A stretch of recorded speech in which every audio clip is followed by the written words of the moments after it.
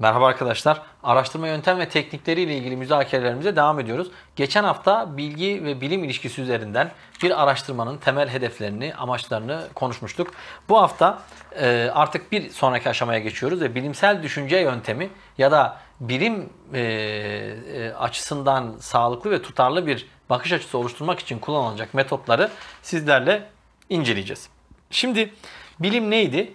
Bilginin sistematik, tutarlı ve bütüncül bir şekilde ortaya konulması ve eleştiriye açık olarak analiz edebilmesiydi arkadaşlar. Yani biz bir bilimsel bir nazarı ortaya koyduysak bunun çok yönlü olarak değerlendirilmesi neticesinde lehte ya da aleyhteki görüşlerin bilimsel paradigmaya uygulanması neticesinde sınanmış faaliyetleri ifade edebiliriz arkadaşlar.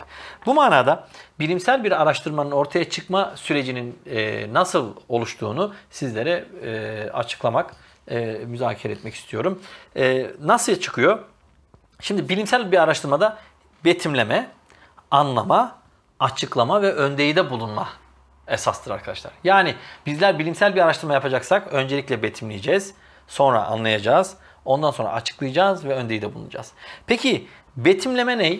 İlk aşama dediğimiz betimleme aşaması, merak ettiğimiz şeyleri doğru anlayabilmek için önceden gözlem yapmamız gereken ve gözlem esnasındaki olguları ve bulguları tasvir etmemiz, tarif etmemiz, tanımlamamızdır aslında. Şimdi eğer biz dış dünyaya baktığımız zaman dış dünyadaki nesneleri algımız açısından ve anlayışımız açısından tanımlayabiliyorsak o zaman betimleme işlemini gerçekleştirmiş oluyoruz. İşte bu betimlemeler ortak dilde buluştuğu zaman, yani benim ifade ettiğim tanımla sizin ifade ettiğiniz tanım ortak bir noktada buluştuğu zaman işte orada anlama faaliyeti başlıyor arkadaşlar. Peki tanımlarımız aynı şeye işaret etmezse, yani ben bir başka şeyi, cismi tanımlarken, ben kitabı tanımlarken siz kalemi tanımlıyorsanız anlaşma imkanımız var mı? Yok. Yani bilimsel araştırmanın ilk aşaması bu arkadaşlar. Kavramlarımızı, betimlemelerimizi ortak bir takım kurallara ve kaidelere bağlayarak sistematik bir bilgi oluşturmanın yolunu tutmamız gerekiyor arkadaşlar. Şimdi bu aşamadan sonra anlama aşaması geliyor. İnsanlar işte betimlemeyi yaptıktan sonra doğadaki olayları, sosyal bilimlerdeki olayları anlamaya çalışırlar. Çünkü anlarlarsa eğer o sorunla ilgili daha sonra bir çözüm önerisi üretme imkanları doğacaktır. Peki nasıl bir anlama faaliyeti diyelim? Mesela fizik alanında bir bitkinin nasıl çiçek açtığını ya da toplum bilimleri açısından gelir dağılımındaki adaletsizliğin kaynaklarının ne olduğunu ve bunların ortaya çıkartan sebeplerini ve çıkma ve oluş şekillerini incelemek insanın o betimlemeden sonra olayın, sorunun tespiti noktasında anlama aşamasına geçtiği nokta diyebiliriz arkadaşlar. Bu noktadan sonra işte açıklama geliyor. Şimdi aslında betimleme, anlama, ilk iki aşama kişinin meseleyi kavramaya yönelik bir tutumu. Üçüncü aşama işte açıklama dediğimiz, o bilimsel anlamda sizin bir açıklama biçimi geliştirdiğiniz, tez ortaya koyduğunuz sisteme karşılık geliyor arkadaşlar. Yani betimlemeden sonra anlamayı yapacaksınız. Anlamadan sonra anladığınız şeyi insanlara açıklayabilmeniz lazım. İşte bu da nerede başlıyor? Neden ve niçin sorularını sorarsanız. Yani olaylara baktığınız zaman herkes olayların içinde yaşar ama bu insanlar olayları ve olguları anladıkları halde bunu açıklayamazlar. Ama işte bilim insanı ne yapar? Olayları gözlemler, onlarla ilgili anladıklarını sistematik hale getirir ve bu olayların oluş sebeplerini ve sonuçlarını bizim için açıklayacak hale getirir arkadaşlar. İşte bu açıklama ifadesi neden ve niçin sorusunun cevabını verebilecek bir bakış açısına karşılık gelir. Ve burada da kuram veya hipotezlerden yararlanır. Her iki durumda da bilimsel çalışma sözel, belgesel, deneysel, istatistiksel veriler ve ilişkiler üzerinden kurgulanabilir. İşte sonraki aşama akademik anlamda işte insanların öndeyde bulunması. Yani bilimsel araştırmanın asıl amacı sonraki süreçte nasıl bir evrilmeye geçeceği ya da nelerle karşılaşabileceğimize dair bir sürecin sonucunu işaret eder. Bilimsel çalışmada, yani betimleme, anlama ve açıklamayla bitmiyor. Dediğimiz gibi olguların gelişmesini önceden görüp o olguların ileride ortaya çıkaracağı patolojik ya da olumlu sonuçları tahmin edebilme ve onlarla ilgili öndeyilerde bulunabilmeyi işaret eder arkadaşlar. İşte bu noktada aydın ortaya çıkar. Yani kişi eğer sebep ve sonuç ilişkisini kurgulayıp olaylar arasında ilişkilerden hareketle öngörülerde bulunabiliyorsa aydın kişi budur. Onun için de biz bilimsel araştırmanın amacını netleştirirken öndeyide bulunmayı temel alıyoruz arkadaşlar. Çünkü fiziksel alanda öngörüleriniz çiftçinin ürününün tarlada kalmamasını, yanmamasını, dondan etkilenmemesini sağlarken bizim ilahiyat ya da sosyal bilimler alanında ortaya koyduğumuz fikirlerde insanların kandırılmamasını, toplumun hile ve yanlışlıklara ortak olmamasını ve dini sahadaki çarpık yapılanmaların önceden tespit edilip gereğinin yapılmasını sağlar arkadaşlar. Onun için de burada yapacağımız bilimsel araştırmalar özellikle akademik bakış açısı, yani sosyal bilimlerde ve ilahiyat sahasında akademik bir bakış açısına sahip olmak toplumumuzu da gelecekte pek çok badirenin atlatılmasını da koruyacak ana unsurları oluşturuyor. Hepimiz için de geçerli. Öndeyide bulunacak bir eğitim ve öğretim sistemi geliştirmemiz lazım. Ezbere dayalı olduğu zaman ezbere dayalı sistemlerin öndeyide bulunacak bir bakış açısı kazandırmaları zor. Onlar bir başkasının dediğiyle hareket ettiği için maalesef hepsi tek noktadan aynı şeyi söyleyen insanlara dönüşüyorlar. Akademinin de en önemli özelliği kişileri aydın konumuna sevk edecek bir araştırma ve bilimsel metot ortaya koyması diyeceğiz arkadaşlar. Şimdi bilimsel yöntemler nelerdir? Bunlara da bakalım.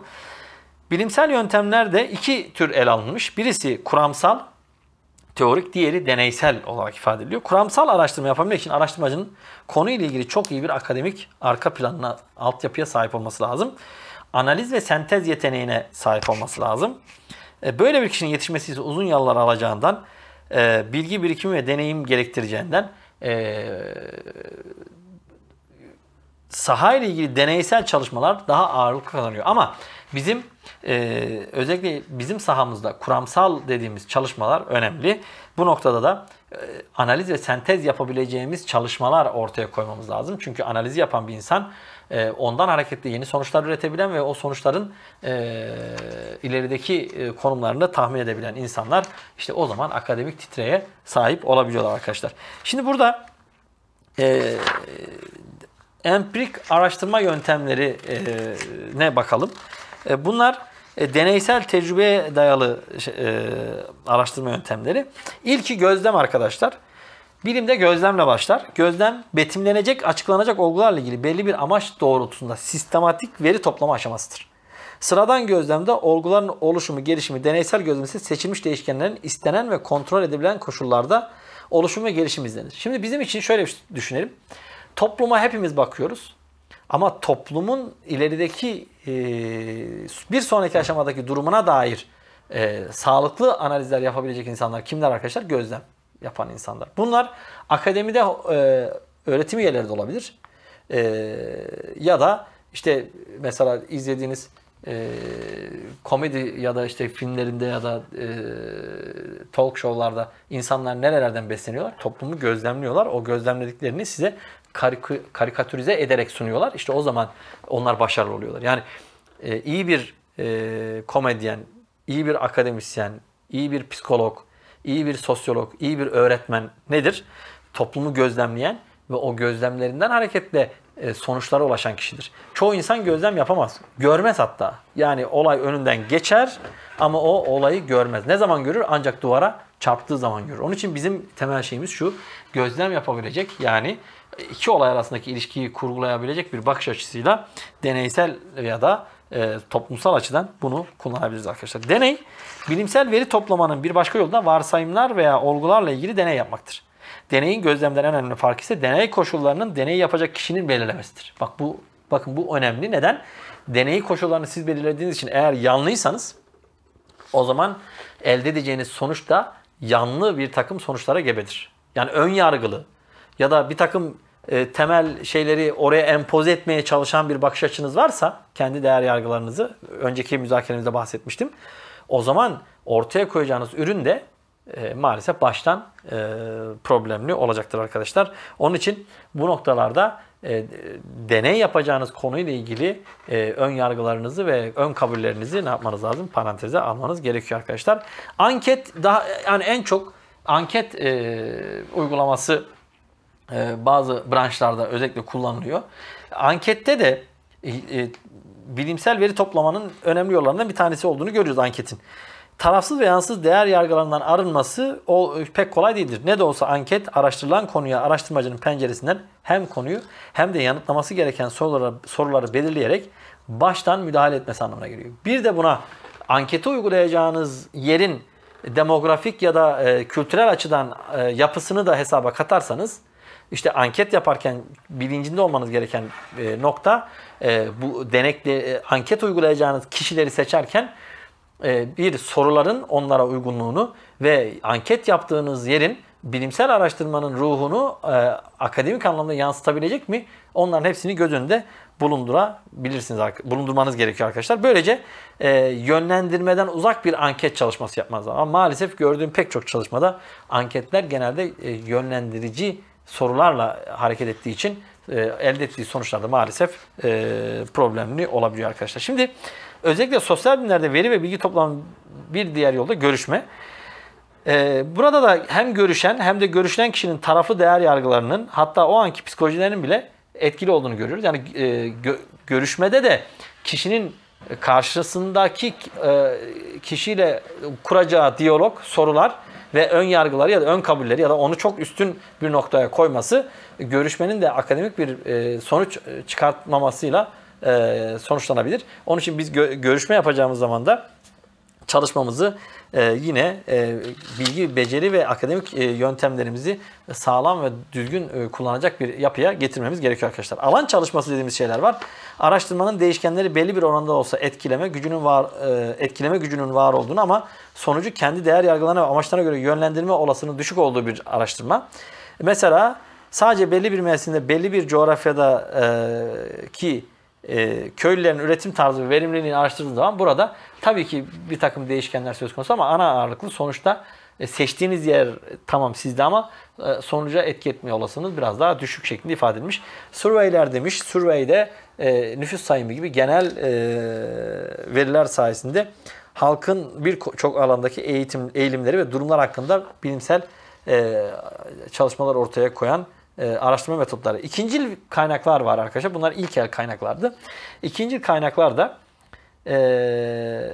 kişinin birincil kaynaklardan veri toplamanın uzun olması sebebiyle daha bu konuda önceden yapılmış araştırmalara bakarak bir takım sonuçlara ulaşmasıdır diyebiliriz. Şimdi ikincil kaynaklardan veri toplamanın da riskleri var. O da nasıl? Ben özellikle kendi sahamızla ilgili söyleyeyim. Mesela Gazali ya da Şehristani'den felsefe eleştirisi okuyorsunuz. Ve orada Gazali ya da Şehristani dedi ki İbn Sina Allah tikelleri yani bireyleri bilemez, tümelleri bilir dedi. Yani tikelleri bilmez, tümelleri bilir dedi.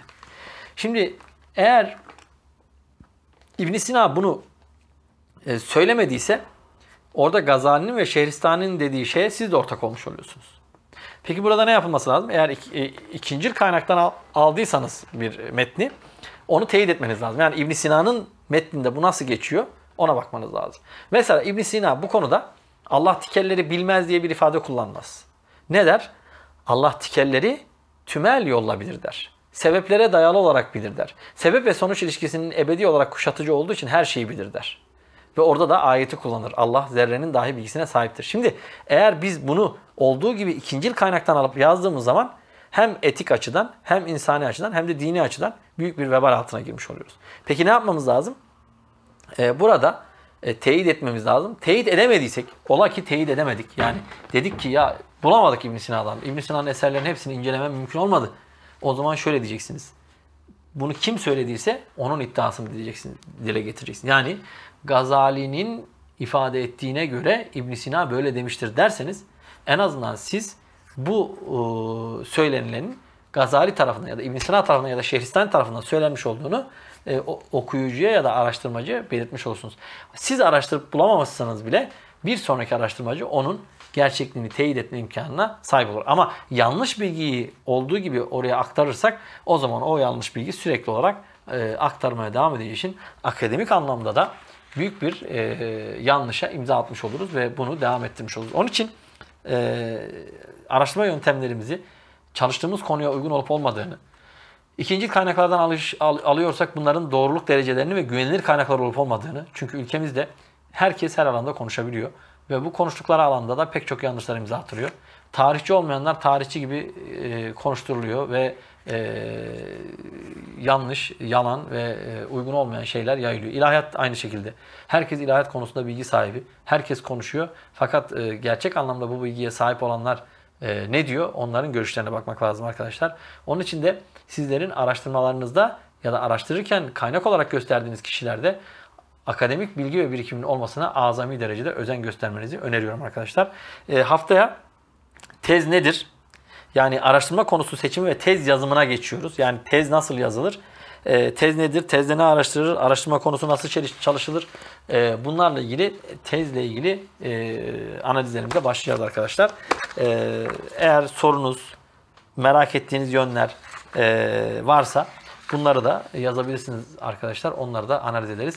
Hepinize teşekkür ediyorum. İyi akşamlar dilerim.